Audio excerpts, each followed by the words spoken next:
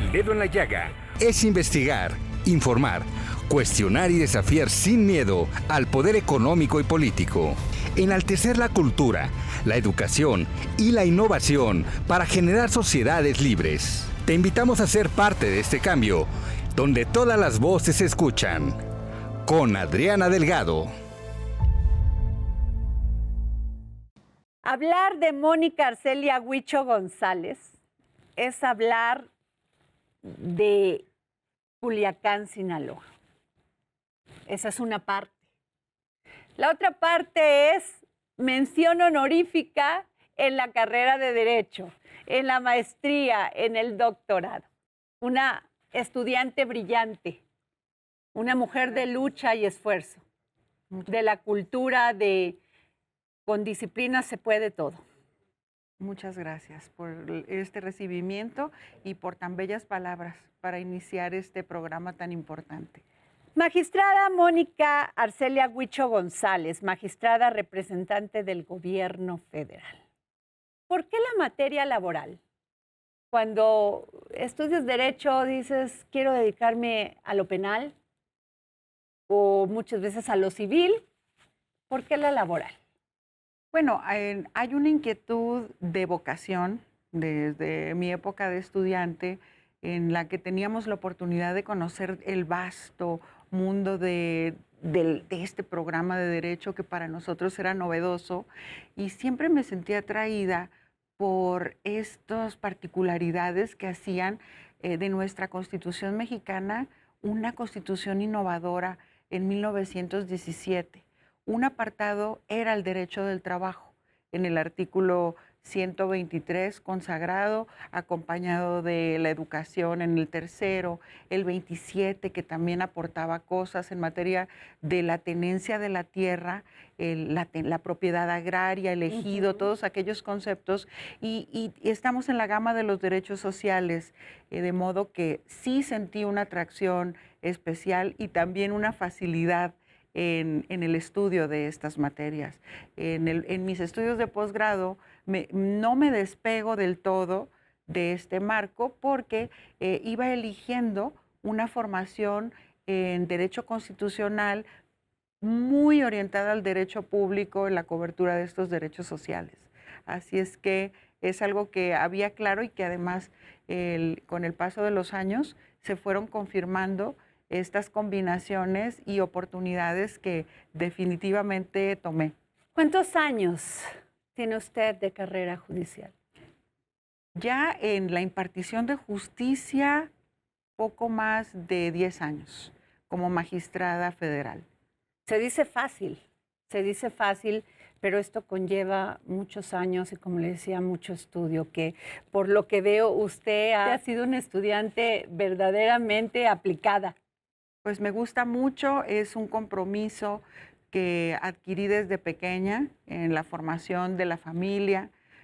Mi madre es profesora de carrera, tuvo la oportunidad de impartir clases en el sistema educativo mexicano, luego directiva de sistemas de educación en mi estado, y allí aprendí mucho de ella. Entonces, la formación y la disciplina de los libros siempre fueron como uno de mis hobbies favoritos, así es que lo agradezco porque definitivamente sí hay formación familiar en esa elección. Cuando me habla de su madre, entiendo el por qué defiende usted tanto a las mujeres. El tema de la equidad, el tema de cuidar a las mujeres de que no sufran violencia en sus trabajos. Claro, es una inquietud que se siembra en nuestros corazones a edad temprana. Efectivamente, mi madre, una luchadora que nos enseñó con el ejemplo. En estas épocas en las que las mujeres ya tenían más acceso a la educación y tuvieron la posibilidad de participar en política, fueron de las primeras mujeres que gozaron del derecho al voto y con convicción y con compromiso fueron abriendo espacios para las siguientes generaciones a las que ya pertenecemos, y creo que hay un compromiso refrendado que no debemos defraudar.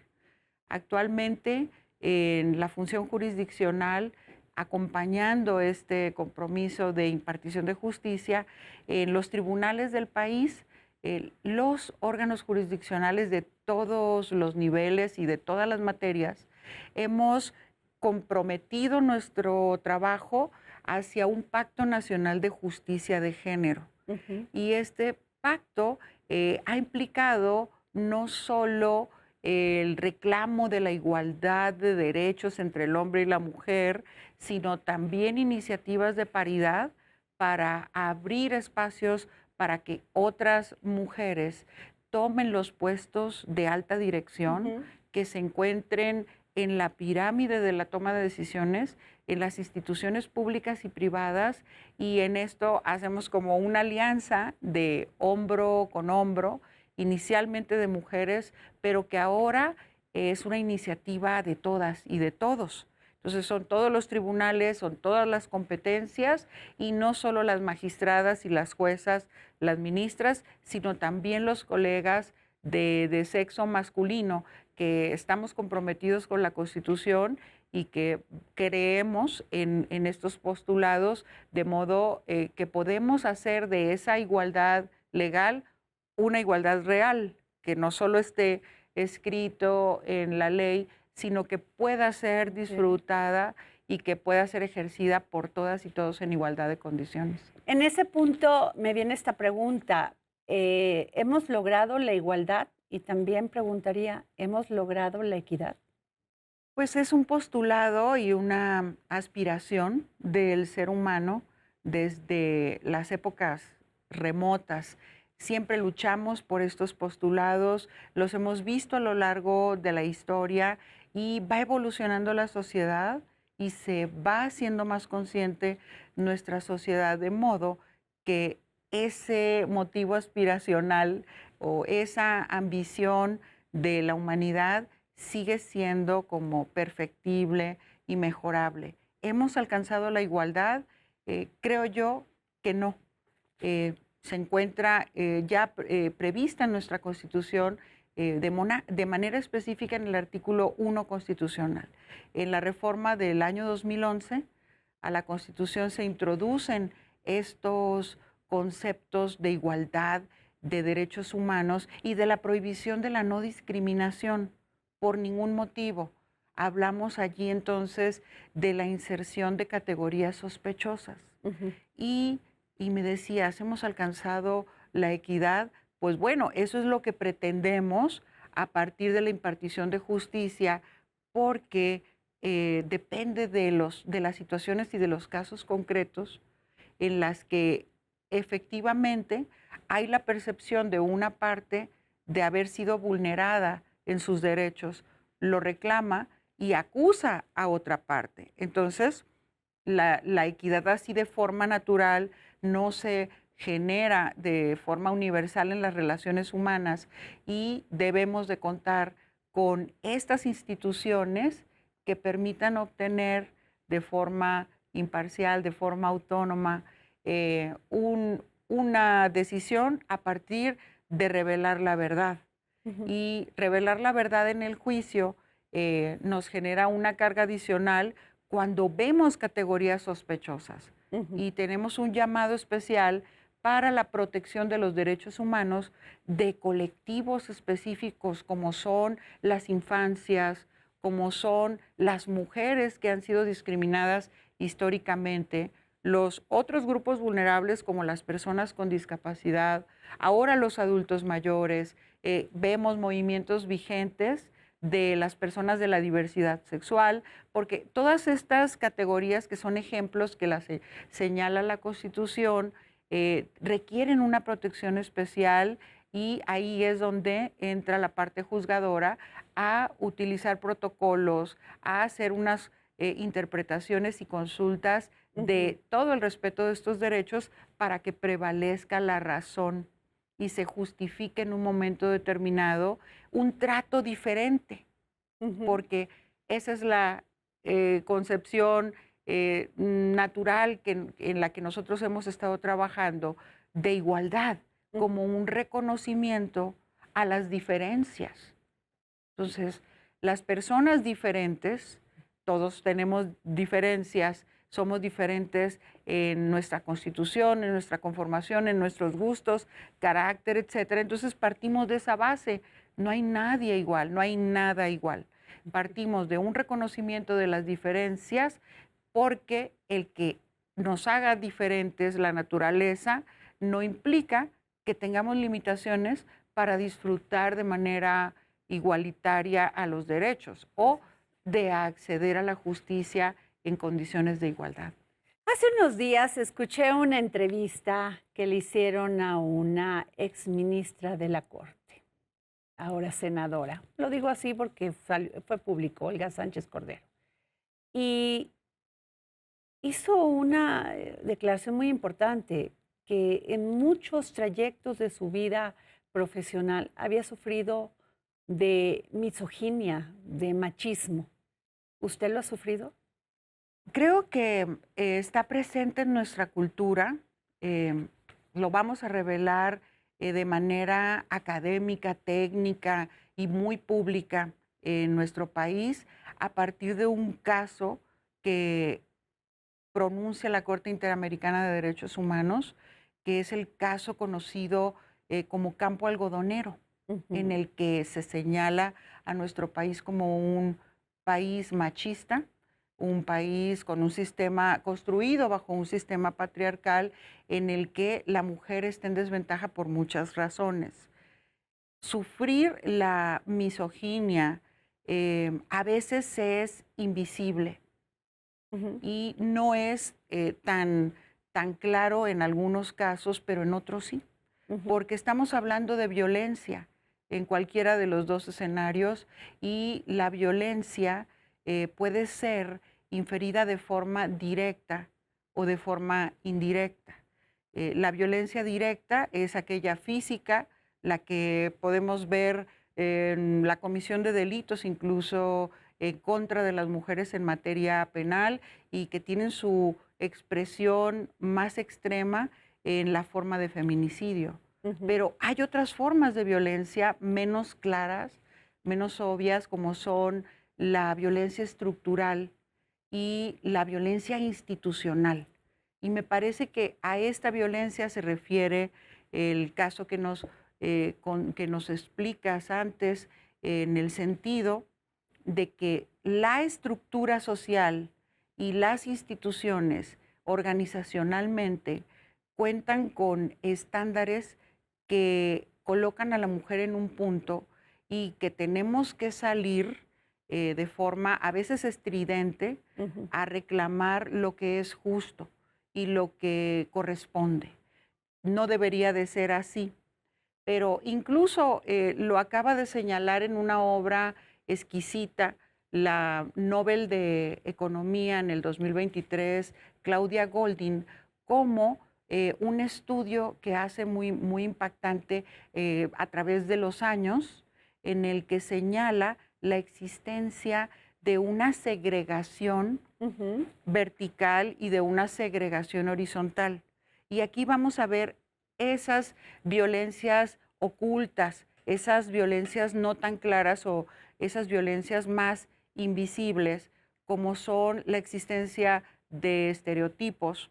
En la vertical, por ejemplo, habla ella que en el estudio que presenta en los Estados Unidos hay una circunstancia que le permite a los superiores jerárquicos identificarse con personas de su propio género para invitarlos al crecimiento y al ascenso empresarial, porque se sienten más cómodos hablando entre varones, o porque persisten estereotipos como ¿por qué vamos a ascender a esta persona de sexo femenino que nos puede afectar en el logro de los objetivos, porque va a entrar en una etapa de gestación en la que la productividad bajará para la empresa? Ese es un estereotipo típico de tipo de segregación vertical.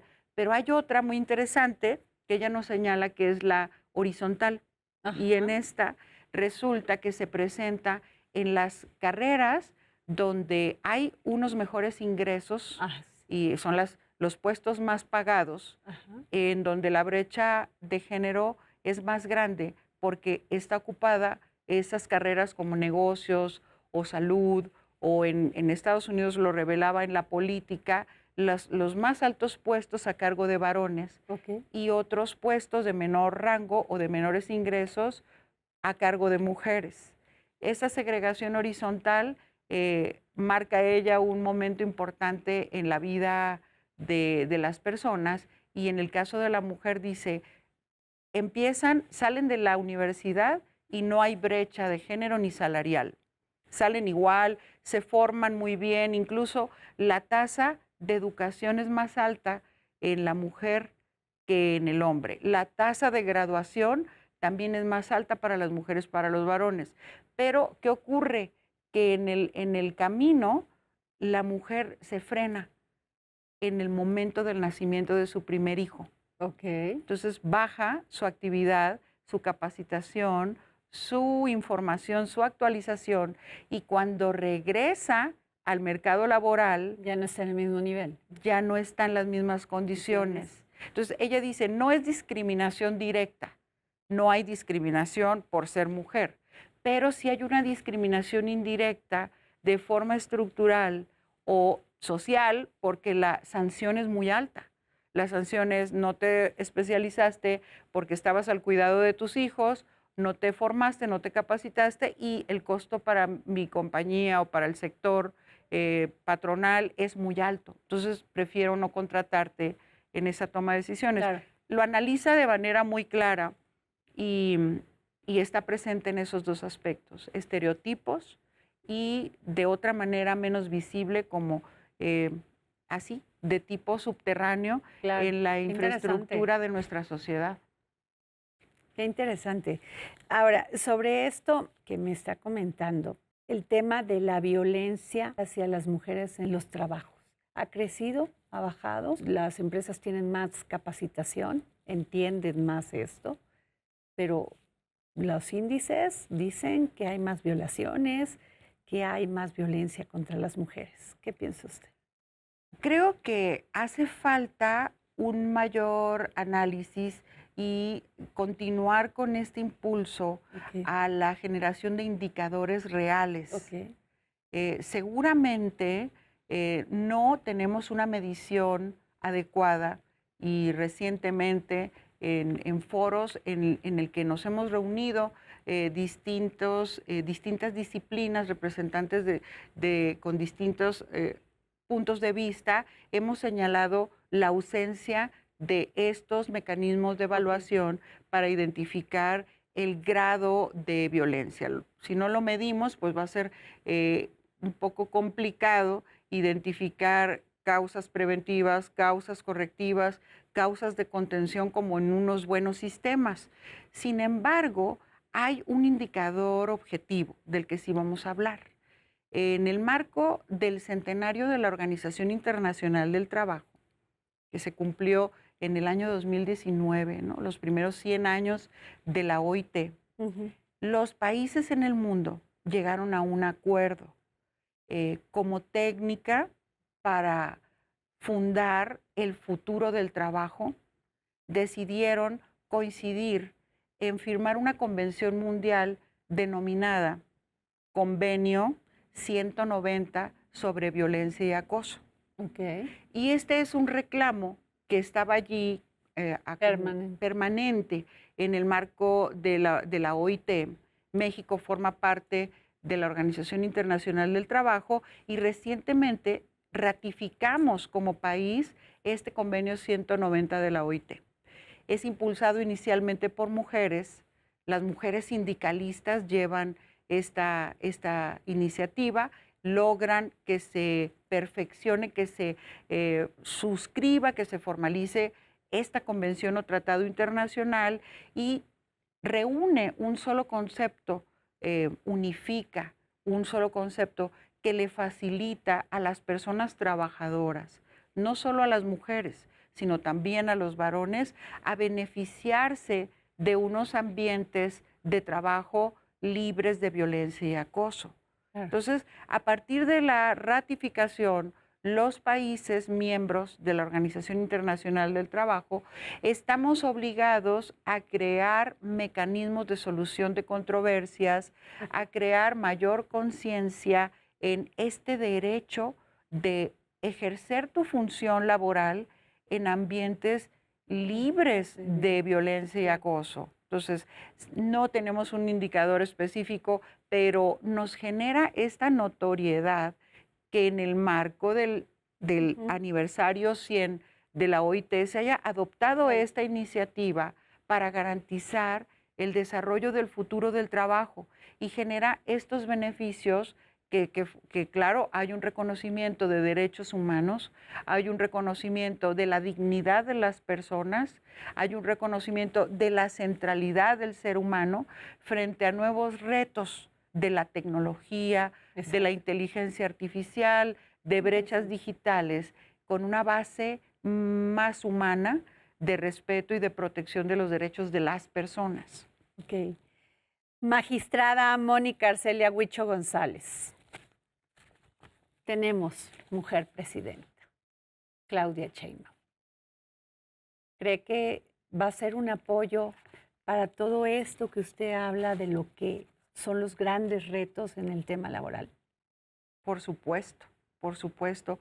Nosotros tuvimos la fortuna de compartir eventos y compromisos, cartas compromisos le llamábamos entonces, con la anterior jefa de gobierno, Claudia Sheinbaum, ahora nuestra presidenta electa, en la que definitivamente hubo gran coincidencia de rutas, de objetivos y de esfuerzos para justamente tener una mayor capacitación en el sector laboral y una mayor atención a estas circunstancias específicas que acabamos de señalar, de igualdad, no discriminación y evitar los ambientes hostiles, evitar los ambientes violentos en el sector laboral.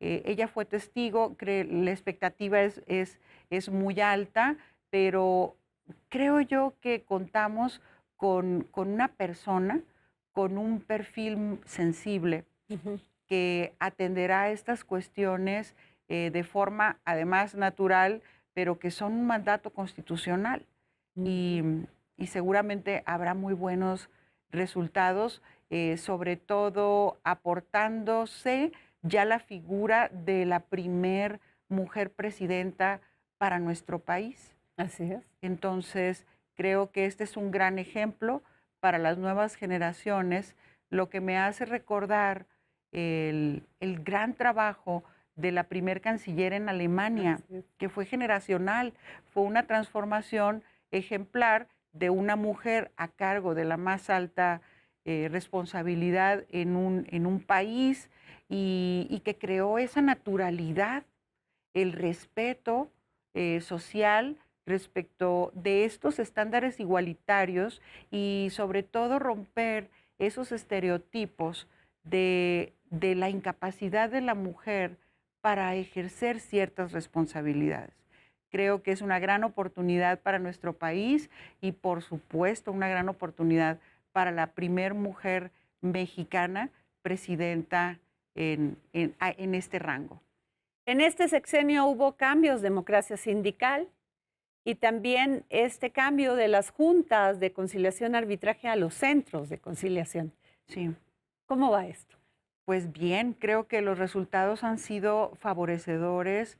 El proceso es una mezcla de trabajos en los que tuvieron mucho que ver las instituciones académicas en principio, también la relación bilateral, la relación del Tratado de Libre Comercio, ahora TEMEC, con Estados Unidos y Canadá, compromisos constitucionales desde 2017 que vieron la luz en la Ley Federal del Trabajo, en la reforma concreta del año 2019 y que ha generado grandes ventajas. Cerraron las anteriores juntas bajo dictámenes de fragilidad por falta de recursos. Creo que la capacitación y y la responsabilidad de los trabajadores y trabajadoras de las juntas estuvo siempre a la altura, pero un poco desprotegidos de una estabilidad presupuestal que los fuera fortaleciendo como institución. Entonces, se convierten en tribunales, ya sea a nivel federal o en su caso en las juntas locales, en juzgados de los poderes de justicia de los estados, con una estructura organizacional más definida, con unas carreras y capacitación para el personal que viera sus niveles de medición también más claros, evaluaciones más claras, lo que ha redituado en soluciones muy prontas en beneficio de la sociedad. Entonces, tenemos ahora que con este nuevo procedimiento que se insertó en la ley federal, que es el de la conciliación prejudicial, porque todavía no empieza el juicio ahí, es una reunión en la que se llama a las partes y mediante el apoyo de una persona experta en estas técnicas de mediación, conciliación, llegan a un acuerdo satisfactorio. Ha habido buenos resultados y la expectativa de solución de controversias en esta etapa era baja, positivamente, objetivamente calculada, pero este porcentaje de solución de controversias creció, superó la expectativa y ha estado en las últimas mediciones cerca del 85% Wow. de casos que se resuelven en la etapa conciliatoria. Entonces, solo el 15% restante se va a juicio. Los que se van a juicio, también ya hay un promedio de duración de un juicio, que teníamos juicios larguísimos, ahora tenemos juicios cortos, de alrededor de 6 meses de duración. Entonces, creo No que los 5 años no de los antes. 5 o los 10 Ajá. que teníamos antes y que se debe de tomar esta como una buena práctica ahora en tiempo de reformas y de consideraciones del análisis de lo bueno, de lo rescatable, de lo pendiente también. Magistrada, entiendo de todo este avance en materia de género, de la violencia contra las mujeres, la discriminación, el machismo. Creo que ya hay más conciencia de esto, pero también hay abusos. Claro, claro. Justamente la adopción del convenio 190 de la OIT tiene que facilitar esos canales de claridad y transparencia, porque si bien es cierto, hay una diversidad de normas que están flotando en el mundo de los derechos, es complicado para en un momento determinado la posible víctima acudir a esa norma concreta y utilizarla en su favor. Entonces necesitamos acelerar esta parte de la construcción combinada entre la experiencia jurisdiccional y el esfuerzo legislativo para aportar esas causas específicas que hace falta señalar en la ley.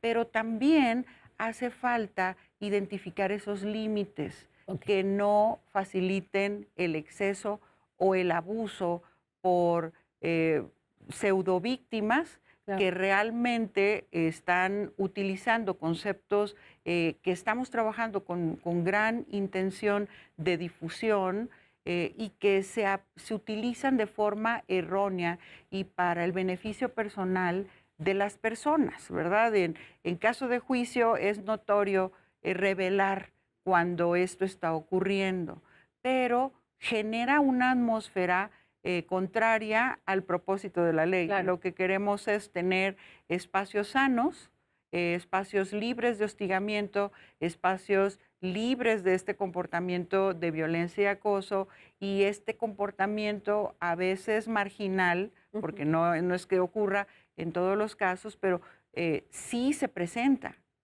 del señalamiento abusivo infundado de ataques o actos de acoso de mujeres que se dicen ser víctimas de superiores jerárquicos o de varones que se dicen ser víctimas de superiores jerárquicos por la naturaleza del concepto de esa práctica de violencia y acoso cuando no hay un fundamento o no hay una evidencia o no hay una prueba en la que se demuestre y lo único que está generándole al Estado es una carga innecesaria de trabajo, es activar toda la maquinaria jurisdiccional para resolver una causa falsa que no está sancionada, requiere de sanción, y también genera la incomodidad en sus núcleos laborales, ¿no? Porque esto se convierte pues en un motivo de desequilibrio del orden laboral en los centros de trabajo y no es conveniente, hay que limitarlo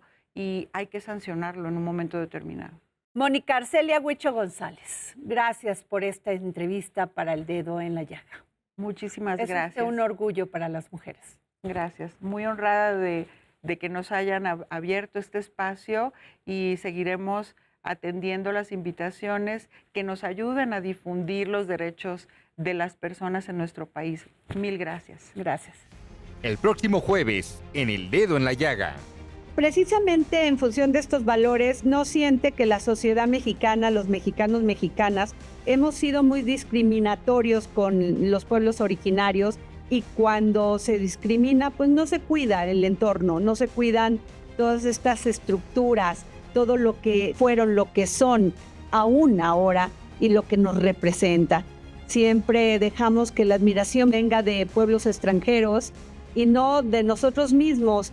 Y esto es, lo digo porque se tiene a veces tan poco respeto y tan poco conocimiento que estas zonas arqueológicas pueden ser saqueadas por nosotros mismos, sin conocer el valor que tienen cada una en nuestro origen.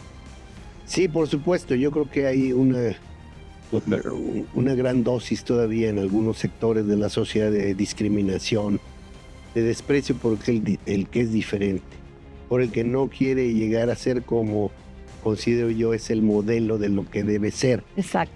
El que se niega a hablar mi lengua, por ejemplo. Durante muchos tiempos se insistió en que los indígenas tendrían que castellanizarse para supuestamente unir lingüísticamente al país, sin entender que la diversidad es una riqueza, ¿no? Paulatinamente, la comunidad internacional ha ido valorando no solo la diversidad biológica o biodiversidad, sino también la diversidad cultural y étnica con un valor que hay que preservar. Si se muere una lengua, se muere una manera de construir el mundo. Si se muere una cultura, se empobrece la cultura universal.